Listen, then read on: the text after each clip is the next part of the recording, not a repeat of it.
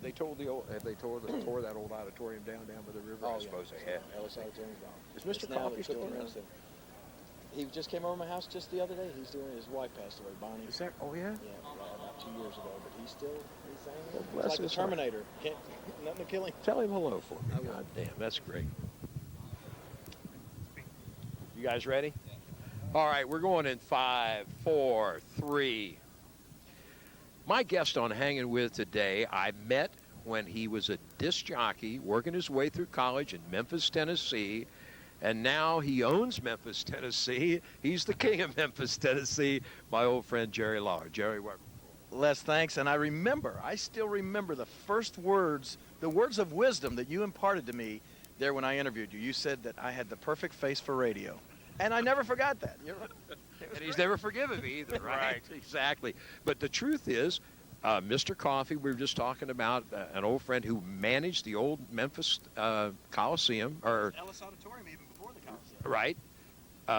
To get in there as a kid, to watch the wrestling matches, you Up all the dirt on me. you used to draw pictures for him, caricatures, to put on his office wall, right? I did that, and in actuality, that's how I first met some of the first wrestlers that I ever had any contact with came about through my artwork. And a lot of people may not realize that I do artwork, but and that talent or that ability has helped me throughout my entire career, and has been pretty much responsible for my entire career. Because, like you said, I used to draw pictures. I remember one of the guys at that time. Remember Jackie Fargo, the fabulous Jackie Fargo? Well, say Jackie Fargo on a Monday night might be wrestling Tojo Yamamoto. So I would draw a picture of Jackie Fargo slamming Tojo, a caricature, slamming Tojo right through the mat, and just like a big hole in the ring, just Tojo's little head sticking out or something. And then I'd take it and give it to Jackie Fargo, and he would love it. And he'd say, hey, come on, kid, let's show everybody the picture. What he didn't realize was that I was drawing the same picture for Tojo, except Tojo slamming Jackie through the... And then one day, much to my surprise, I didn't know the wrestlers would ever, pal around with each other and talk in the dressing room. And come to find out, I come in all smiles one day with Jackie Fargo, and he comes over and he puts his arm around me. He says, hey, kid, I really like that picture you drew. I said, oh, yeah, the one of you slamming Tojo? He said, no, punk, the one of Tojo slamming me. You didn't tell me about it. And so, but anyway, that's the way I got to meet a lot of these guys. You probably don't remember this, but you did art for Briscoe Brothers T-shirt and a Thunderbolt Patterson T-shirt, and I think you charged me the absorbent price of $25 a piece. And I was thinking the other day, man, I wish I had that someplace. And on eBay, that should be worth a few thousand. Right, that's like a masterpiece, And then plus, if you can hang on to the original artwork, once I kick the bucket, it'll really be worth a fortune. You're never. Did you know, famous artists like Van Gogh? Now, you've all heard of. Van Gogh's paintings sell today for millions, $65, $70 million for a painting, if you could ever even buy one. But when he was alive, he never sold one painting. Never. His mother used to burn his artwork. She thought it was so bad. But and as a matter of fact, my mother used to burn some of my artwork too. But anyway, you've had an illustrious career. I don't know that anyone has worked on top in one city any longer than you have in Memphis. Give me a couple of the highlights. Oh, wow. Well, you're right. Memphis has been, of course, it's my hometown. It's been very, very good to me in the fact that once I started wrestling in the early 70s, and it did take a couple of years before I was actually worked my way into the main events, but literally, I was probably, and this is wrestling every single Monday night in Memphis, Tennessee. We had live wrestling shows every week. I was probably in the main event in Memphis, Tennessee, every week for almost 20 years. That's crazy, isn't it? That's You're right. It is almost mind-boggling when I think about it. Elvis Presley himself sold out the Mid-South Coliseum 11 times.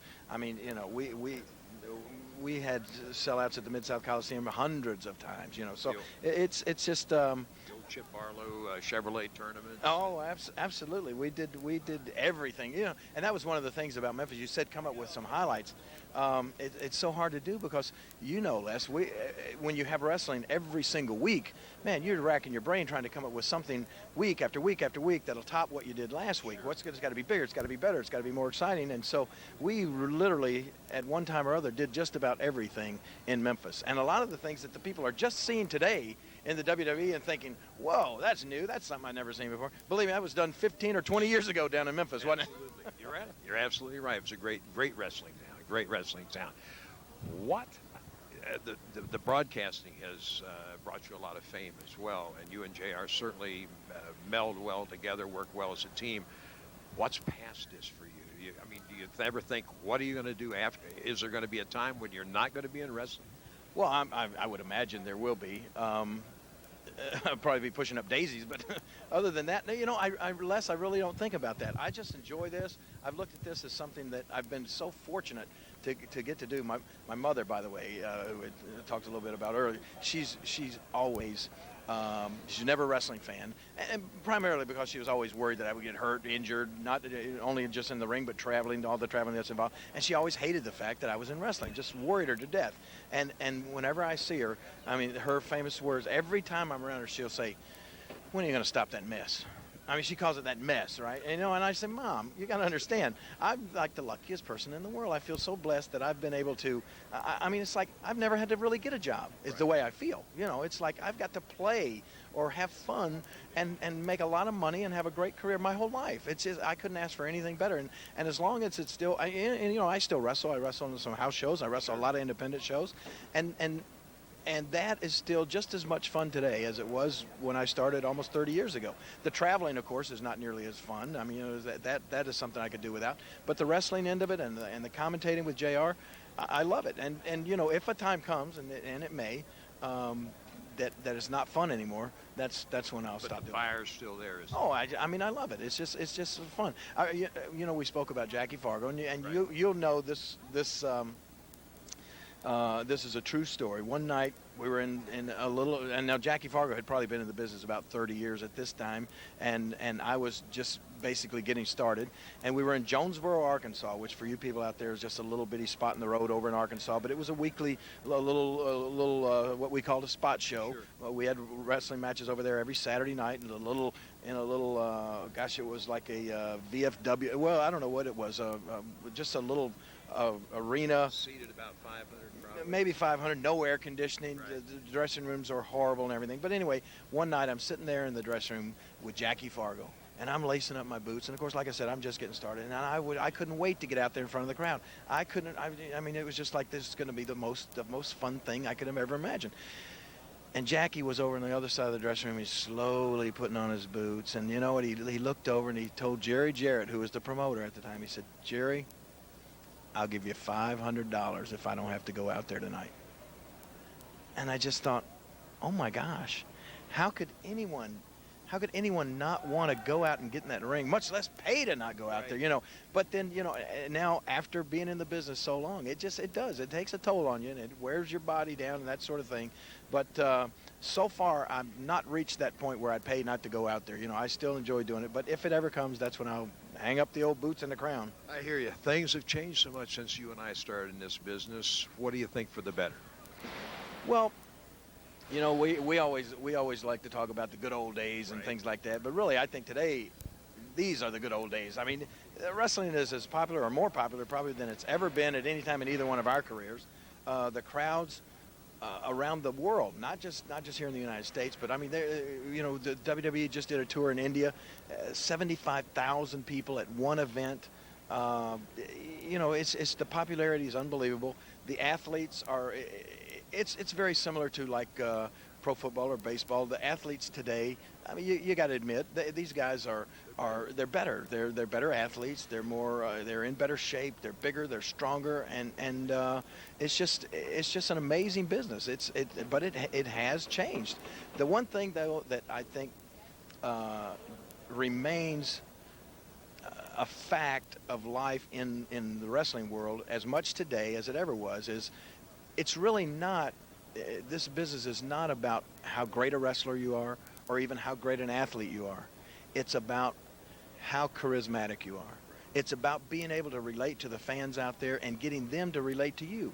You need to go in front of the camera and you need to make those fans that are watching care about you. And the funny thing is, a lot of guys can be great wrestlers, but they can't accomplish that one feat. They can't go in front of that camera and make the people care about them. And if they don't care about them, they're in that kind of gray area where they just you know, they're not going to have anybody buy a ticket to see them wrestle. So I've seen a lot of guys that are really good wrestlers, but don't have very much charisma, not make nearly as much money as guys that aren't very good wrestlers but have a lot of charisma. And so that's the one thing that's still the same about the business. When you see a guy that's on top, so to speak, as we say in the business, that's in the main events, that's being featured, that's getting the exposure, it's because this guy is not only a good athlete, but he's got a ton of charisma. A ton of charisma. You're absolutely right. The one thing that I'm jealous. I got a lot of charisma, you know that. Yeah, I've seen. Somewhere along the line, you had a charisma bypass, didn't you? I did. I don't have any. I was hoping some of it would rub off if I sat here. But the one thing I wanted to say that I am envious of you is all the puppies. Oh, man. There you go. I see you referee some of these matches and these beauty contests, and I think, damn, how does Lawler get all this duty? Well, now, you know what? That is another thing. That's probably the biggest change about the wrestling business over the years. You know, back in the day when you and I were just getting started, the female wrestlers looked like, well, let's face it, Moolah and Mae Young. Whoa! Now we get Trish Stratus and Stacy Keibler. Oh, man, what a change, huh? And you're right. I do get, somehow I get put into situations. It's a tough job, but somebody has to do it. Oh, no. I would never ask for that kind of duty. But I do get put into situations with the WWE divas that most people are envious of. And we have some of the most beautiful women on the planet working at this company right now. And I mean, my mind just is racing right now to see. I got one of the most enjoyable things I've ever done in my life. Oh, Terry Runnels and Stacy Keibler in a pillow fight that I got to referee in the ring. Do you remember that? Not too long ago? Yes, I do. Oh, I was so close to the promised land. It was unbelievable. If it hadn't been live TV, I would have just completely lost all control. And I almost did anyway. It was great. Jerry, you've brought a lot to the table over the years. You've certainly entertained millions and millions of fans, and And I've entertained myself a lot too. Yes, and you've entertained all the boys in the dressing room. Hey, but you've been a credit to the business. It's been a pleasure. Thanks so much for being with us. Thank you very much. We've been hanging with Jerry Lawler. Thanks.